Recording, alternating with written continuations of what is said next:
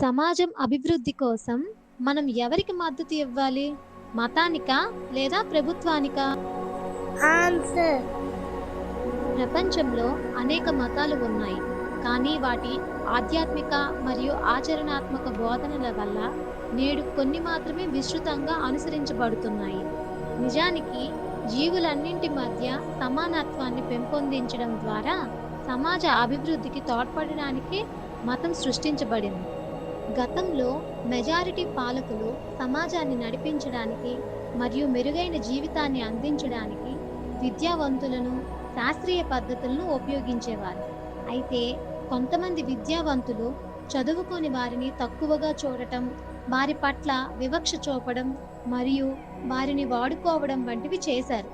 ఇది రాజ్యాల పాలనా వ్యవస్థను బలహీనపరిచింది.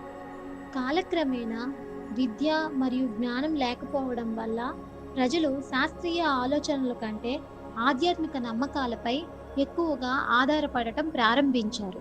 అసమానతలను మరియు అపోహలను తగ్గించడానికి అనేక సమాజాలు సమాన హక్కులను కల్పించేలా రాజ్యాంగాలను ఆమోదించాయి.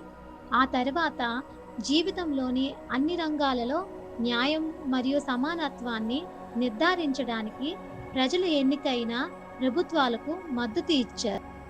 రాజ్యాంగాలు బలంగా ఉన్నప్పటికీ ప్రభుత్వ అధికారులు వాటిని అమలు చేయడానికి తమ వంతు ప్రయత్నం చేస్తారు.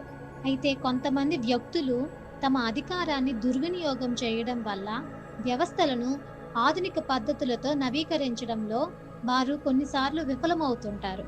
ఫలితంగా నిజమైన సమానత్వం సిద్ధించడం లేదు. ఇది ప్రజలలో తాము మతానికి మద్దతు ఇవ్వాలా లేక ప్రభుత్వానికా అనే గందరగోళాన్ని సృష్టిస్తుంది. నేడు చాలా మంది ప్రజలు భయం వల్లనో లేదా భక్తి వలనో సమానత్వాన్ని ఆశిస్తూ ఈ రెండింటిని అనుసరిస్తున్నారు. కన్క్లూజన్. రాజ్యాంగాల ద్వారా ప్రభుత్వాలు ఏర్పడక ముందే మతం ఉనికిలో ఉంది.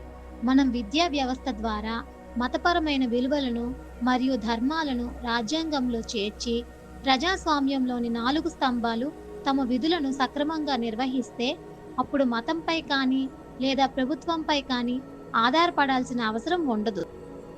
మతం మరియు ప్రభుత్వం అనేక రూపాల్లో ఉండవచ్చు, కానీ ప్రజలకు విద్య, వైద్యం మరియు న్యాయం వంటి అన్ని ప్రాథమిక వసతులు అందినప్పుడే దానిని నిజమైన అభివృద్ధి అంటారు.